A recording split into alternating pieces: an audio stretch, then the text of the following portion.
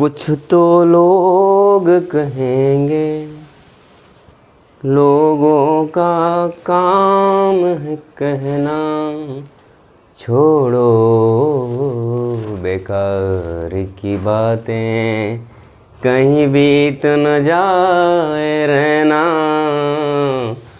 और रहना। हेलो नमस्कार, मैं सौरभ कुमार, आप सभी का लॉ पॉइंट चैनल में स्वागत है। आज हम लोग शुरू करने वाले हैं आपके तीसरे मॉक टेस्ट को, जो आपके करंट अफेयर्स और जीके से रिलेटेड होगा। उसमें किस तरीके के क्वेश्चंस आपसे लॉ एंट्रेंस एग्जाम में पूछे जाएंगे उस पर डिस्कशन होगा। और आने वाले दिनों में हम लोग एटलीस्ट ये समझ पा रहे हैं कि किस लेवल के क्वेश्चन से आपका सामना होने वाला है और आप उस लेवल के क्वेश्चन को तैयार कर रखेंगे। कई बार बच्चे बार पूछते हैं सर कैसे पढ़ें, तो उसके लिए मैंने स्ट्रेटजी वीडियो, सिलेबस वीडियो, आपको बुकें कौन सी लेनी है वो वीडियो, सारी वीडियो मैंने बड़े ही अच्छे से, बड़े ही सरल तरीके से आपको बार बताया गया है। आप उसको जाकर देखें, है ना। मैं बार आपसे कहता हूँ कि भाई आप सबसे पहले सिलेबस देख लें। सिलेबस देखने के बाद ही आप अपनी जर्नी स्टार्ट करें, ठीक। अभी कई बच्चों का जवाब ये सवाल रहता है, सर ये सिर्फ एयू के लिए है, डीयू के लिए है, बीएचयू के लिए है, एमएससीटी के लिए। बच्चा ये जो बनाया जा रहा है सिलेबस, ये हर एग्ज़ाम के लिए है ना। तो आपको ऐसा नहीं लेना है कि सिर्फ ये एक एग्ज़ाम के लिए, ठीक। ये जितने भी एलएलबी के एग्ज़ाम हो रहे हैं या फिर यूजी में जितने भी एग्ज़ाम हो रहे हैं, जहाँ इंग्लिश पूछा जा रहा है, जहाँ जीके पूछा जा रहा है, जहाँ लीगल एप्टीट्यूड के क्वेश्चन पूछे जा रहे हैं, वहाँ इस तरीके के क्वेश्चंस आपको देखने को मिलेंगे। तो इस डाउट में कभी मत रहिएगा, है ना। क्लियर रहेगा सब पॉइंट्स? क्लियर। तो सबसे पहले यही करना है, आपको सिलेबस देख लेने हैं, प्रीवियस ईयर क्वेश्चंस लगा लेना है। और भाई कई बार बच्चे पूछते हैं सर कहाँ से करें, तो मैंने आपको PYQ सीरीज करवाई है, BHU के BLLB के क्वेश्चन सॉल्व करवाए हैं, साथ ही साथ LLB के क्वेश्चन भी सॉल्व करवाए हैं। आगे चल के मैं DU भी करवा सकता हूँ, MSCT भी करवा सकता हूँ, लेकिन मैं एक कंबाइन करवा रहा हूँ, है ना। तो MSCT का मैं कल देखता हूँ, करवा दूंगा, है ना। कुछ बच्चों के एग्जाम है, उनको भी कन्फ्यूजन दूर हो जाएगा, सर कैसे क्वेश्चंस आते हैं, ठीक। तो आज के सेशन को स्टार्ट करते हैं ना। आज हमारा पार्ट रहेगा जीके और जीएस में किस तरीके की, जीके जीएस या करंट कहें, तो सबको मिलाकर हमारे किस तरीके के क्वेश्चंस रहेंगे उस पर चर्चा होगी, ठीक। पहले सवाल की तरफ बढ़ते हैं। थोड़ा तबीयत नासाज है तो आपसे क्षमा चाहूँगा अगर कोई डिस्टर्बेंस होगा, ठीक। आप उतना मैनेज करेंगे। तो पहला सवाल है भाई, विच of the following is not a regulatory institution in the Indian financial system. कह रहे कि इंडियन फाइनेंशियल सिस्टम होता है, सभी को पता है इंडिया का फाइनेंस सिस्टम है, उसमें कौन सा एक इंस्टीट्यूशंस है जो रेगुलेटरी बॉडी नहीं है, ठीक। वो फाइनेंस से जुड़ा हुआ नहीं है। जिसमें ऑप्शन है RBI, reserve bank of India, दूसरा है क्रिबिल जिसको बोलते हैं CIBIL, और तीसरा सेबी के विषय में जानते हैं, security exchange board of India, या फिर IRDA। तो ये सारे ऑप्शंस हैं ना। तो इसमें एक आपका जो सिविल है, ये सिविल जो है ये आपके फाइनेंस सेक्टर से नहीं जुड़ा है। बाकी RBI, IRDA और आपका सेबी, ये सब फाइनेंस से जुड़े हुए, ठीक। याद रहेगा सभी को, ठीक। तो ऐसे क्वेश्चन भी आपको देखने को मिलेंगे। अभी हाल ही में आपका सेंट्रल पोल्यूशन कंट्रोल बोर्ड है ना, central pollution control board partner with the which power based company to install air quality monitoring station. अभी हाल में ही आपका जो केंद्रीय प्रदूषण निवारक बोर्ड है वो क्या किया, अभी किसी ऐसी थर्मल कंपनी से उन्होंने कॉन्ट्रैक्ट कर रखा है या फिर मिलकर काम कर रहे हैं, एयर क्वालिटी इंप्रूव करने के लिए स्टेशंस लगा रहे हैं। तो वो कौन सा कंपनी है या फिर कौन सी एजेंसी है उसके विषय में पूछ रहे हैं। तो इसमें NTPC limited, power grid corporation, Tata power, या लास्ट ऑप्शन दिया है NHPC लिमिटेड, ठीक। इसमें ऑप्शन कौन सा सही है सभी को पता होगा, नहीं पता तो ये NTPC है ना, नेशनल थर्मल पावर कॉरपोरेशन से इन्होंने कॉन्ट्रैक्ट किया है, या फिर ये दोनों पार्टनरशिप में एयर स्टेशंस लगा रहे हैं। अगला सवाल है, a person who is not a member of state legislature can be appointed as chief minister for how many months. अच्छा, जो बच्चे हिंदी वाले हैं वो ध्यान से सुने कि कह रहा है कि एक पर्सन को जो मेंबर नहीं है, किसका, स्टेट लेजिस्लेचर का, है ना, जो राज्य की विधायिका का मेंबर नहीं वो भी मुख्यमंत्री बन सकता है। मतलब क्या होता है भाई, जैसे वो विधायक नहीं बने ना, तो या फिर वो आपके स्टेट काउंसिल में जो है, राज्य जो विधान परिषद है उसमें भी मेंबर नहीं, फिर भी वो मुख्यमंत्री कब तक बन सकते हैं। तो ये डेट पूछा हुआ है आपसे, कितने 1 मंथ, 3 मंथ तक रह सकते हैं, 4 मंथ तक रखते हैं, 6 मंथ तक रह सकते हैं, है ना। तो ये सवाल आपसे पूछा हुआ इसका सही जवाब है भाई 6 मंथ, है ना। कोई भी अगर मान लो जैसे अभी केस ये हुआ था बंगाल में, ममता बनर्जी, है ना, तो वो केस वो मतलब कि चुनाव हार गई थी, तब भी 6 मंथ तक कोई भी बन सकता है, ठीक। मतलब जिनकी पार्टी मेजॉरिटी में है उनकी बात हो रही है ना, तो कोई भी सरकार बना सकते हैं, भले ही वो हार गई हो या फिर हार गया हो, ठीक। 6 मंथ तक रहता है, फिर 6 मंथ के बाद फिर से उनको मेंबर बनना पड़ता है। अब अच्छा सवाल आपसे पूछा गया कि which of the following is correct sequence of sea ports. जो आपके अच्छा बहुत सारे जो सी पोर्ट्स होते हैं, जो इंपॉर्टेंट सी पोर्ट्स हैं, उनको पूछ रहा है कि साउथ से आप दक्षिण से नॉर्थ की तरफ एडजस्ट करें। तो दक्षिण में सबसे पहले क्या है भाई, मैं ऑप्शन पे ही आ जाता हूँ, सही ऑप्शन पे। दक्षिण में आपका तिरुवनंतपुरम है, तमिलनाडु, उसके बाद कोचीन, उसके बाद कालीकट, उसके बाद मैंगलोरू। तो ये आपका सीक्वेंस है, ठीक। क्या है भाई, तिरुवनंतपुरम याद रहेगा सभी को, उसके बाद क्या है भाई, कोचीन, कालीकट और मैंगलोरू। ये है आपका सीक्वेंसिंग, ठीक। याद रहेगा सभी को, उम्मीद करता हूँ सभी को याद रहेगा, ठीक। तिरुवनंतपुरम, कोचीन, कालीकट और लास्ट में मैंगलोरू, ठीक। तो ये दक्षिण से साउथ की ओर आपका सी पोर्ट्स है। अगला सवाल है which is called tax haven. हम लोग किसको टैक्स का स्वर्ग किसे कहते हैं, टैक्स का स्वर्ग किसे कहते हैं, है ना। तो इसमें ऑप्शन है a country that gives tax exemption to the foreign citizen, ठीक। मैं डायरेक्ट ऑप्शन पे ही आ जाता हूँ।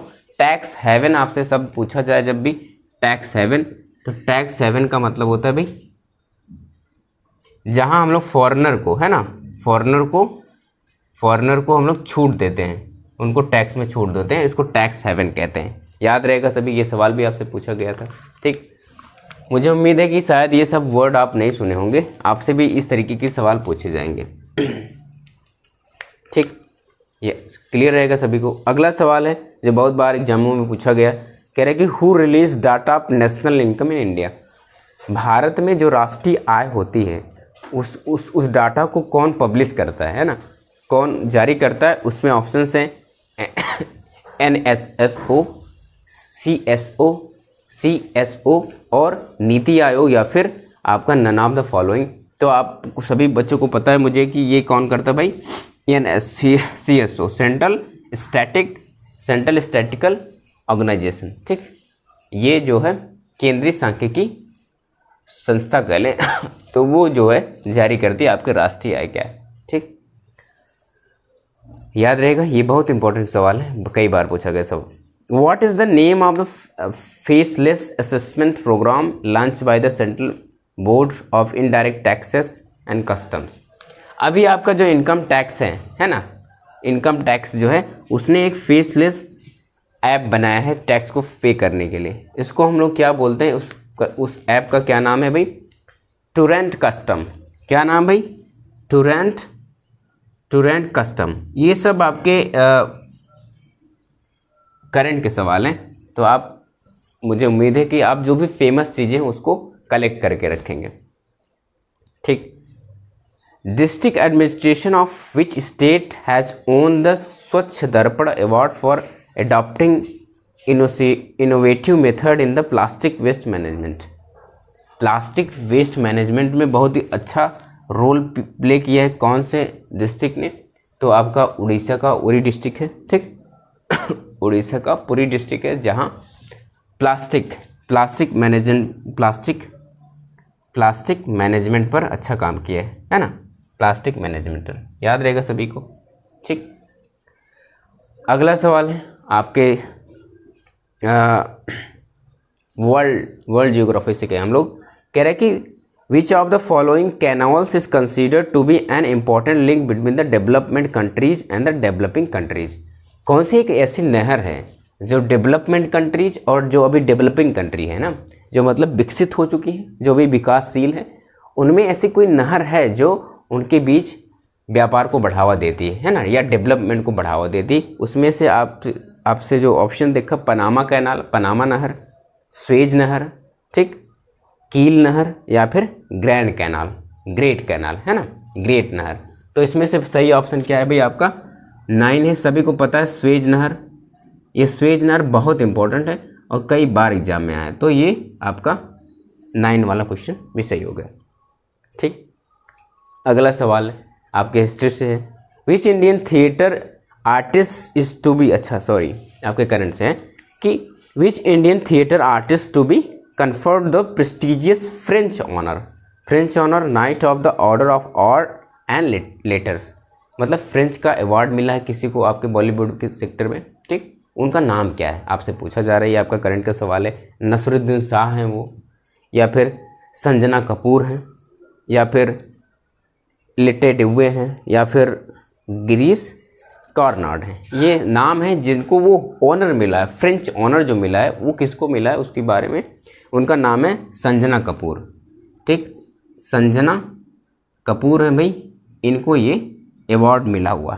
ठीक, अगला सवाल है आपके फिजिक्स से, कह रहे कि when gas is turn into liquid, तो इस प्रोसेस को हम लोग क्या कहते हैं? जब गैस जो गैस होती है ना, गैस को हम लोग पानी बना दें, तो गैस को हम लोग जब पानी बना देते तो उस प्रोसेस को कहते क्या है?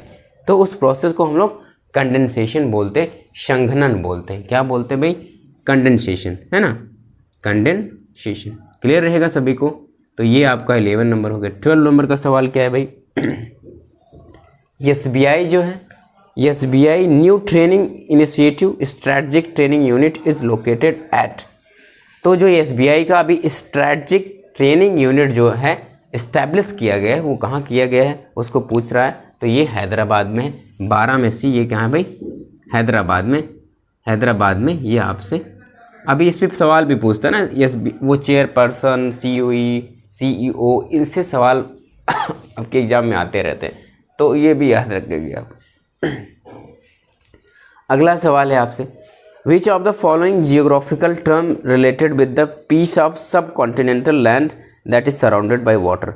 अच्छा, ये भी बहुत बार पूछा गया कि भाई जो वाटर से सराउंडेड एरिया होती है उसको क्या बोलते हैं, है ना। जैसे कि बीच में कुछ हो, बाकी ये वाटर से सराउंडेड, ये सब पानी पानी, तो इसको हम लोग बोलते हैं आइसलैंड। क्या बोलते हैं भाई? आइसलैंड। ठीक, इसको क्या बोलते हैं? आइसलैंड बोलते हैं। याद रहेगा सभी को? अच्छा, आगे चलते हैं भाई। इसमें बहुत सारे ऑप्शन थे, पेनिनसुला, गल्फ, स्ट्रेट, या फिर आइसलैंड। ठीक, अगला सवाल है 14 नंबर का, आपसे पूछ रहा है कि the total amount of income from economic activities across the country in a year is called. जो पूरा हम लोग इनकम कमाते हैं, भारत मान लो कोई कंट्री है, एक साल में जितना इनकम कमाती है उसको लोग हम लोग क्या बोलते हैं? ठीक, एक साल में कमाई गई आय को क्या बोलते हैं? राष्ट्रीय आय, है ना। क्या बोलते हैं भाई? National income. ठीक, नेशनल इनकम, इसको बोलते हैं राष्ट्रीय आय। क्लियर रहेगा? लास्ट सवाल है आज का आपका, कह रहे कि चलपति राव, है ना, यहाँ पे Chalapathi Rao committee was meant for restructuring of the, किसके विषय के लिए बनाया गया था? तो ये कमेटी वगैरह आते रहती हैं, अगर चाहें तो इस पर कमेटी पर ध्यान न दें। कमेटी बहुत ज़्यादा कभी ऐसा नहीं फिक्स ही आती है। ठीक, तो ये कमेटी आपको रिलेटेड थे रीजनल रूरल बैंक, है ना। तो जो रीजनल है, क्षेत्रीय रूरल बैंक हैं, उनके लिए बना था। ठीक, उनके लिए कमेटी बनाई गई थी। और कमेटी ऐसा नहीं बहुत ज़्यादा इम्पोर्टेंट है, बस एक क्वेश्चन आ गए, तो अगर आप चाहें तो कमेटी वाला छोड़ भी सकते हैं। कई बार देखा गया कि वो एग्जाम में आता है, कई बार नहीं आता है। अगर करंट में कोई कमेटी है तो उसको देख लो। ठीक, बाकी जो पुरानी कमेटीज़ हैं उस पर ज़्यादा लोड लेने की ज़रूरत नहीं है। ठीक, बाकी आप करंट में जो चीज़ें भी नई घट रही हैं उस पर भी ध्यान दें। जैसे कि द्रौपदी मुर्मू हैं, तो प्रेसिडेंट वाले सारे सेक्शन आप तैयार करके जाएं। ठीक, और प्रेसिडेंट से रिलेटेड जो भी आर्टिकल्स हैं, जो उनके पावर्स हैं, उसको भी अच्छे से पढ़ के जाएं। तो ये उनसे सवाल ज़रूर आने वाला है। ठीक, उनसे सवाल रिलेटेड ज़रूर आना है, तो आप उसके लिए भी तैयार रहेंगे, है ना। ठीक, मैंने इस पे भी चर्चा की भाई कैसे पढ़ा जाए, करंट को कैसे कवर किया जाए, ये सब सारी चर्चाएं मैं इससे पहले भी वीडियो में कर चुका हूँ। आप सभी को वो पुरानी वीडियो अच्छे से देखनी चाहिए। ठीक, पहले तो आपको सिलेबस ही देख लेना चाहिए, फिर स्ट्रैटेजी वीडियो, और साथ ही साथ आप कैसे पढ़ें कैसे करें। ठीक, बाकी बुकों का पूरा लिस्ट अच्छे से देख के, अभी आपके पास ज़्यादा समय नहीं, बस आप क्या करें, रिवीजन पे रिवीजन करते रहें। यही आपका सक्सेस का वो की होगा, है ना। आपके सक्सेस में ये बहुत ही इंपॉर्टेंट रोल प्ले करेगा। और मेरी तरफ से जितना हो सक रहा है भाई, मैं मॉक टेस्ट के थ्रू आपको बताने की कोशिश कर रहा हूँ भाई, इससे ज़्यादा आप पढ़ने की कोशिश मत करें। अगर आप इतने में सहज महसूस करते हैं, अच्छा महसूस करते हैं, तो आपके लिए सफिशिएंट है, बेस्ट है। और आप अच्छा करें। सभी को बेस्ट ऑफ लक। आप अच्छे से पढ़ते रहें, हंसते रहें, मुस्कुराते रहें। मिलेंगे कल फिर एक नए वीडियो के साथ, तब तक दीजिए इजाज़त। हाँ, जाते जाते एक बात और करिएगा, इसको like, comment, share and subscribe. आपको कोई डाउट्स हो तो कमेंट में छोड़ सकते हैं। बाकी आपका काम है भाई इसको लाइक और सब्सक्राइब साथ ही साथ शेयर करना। ठीक, मिलते हैं कल। Thank you.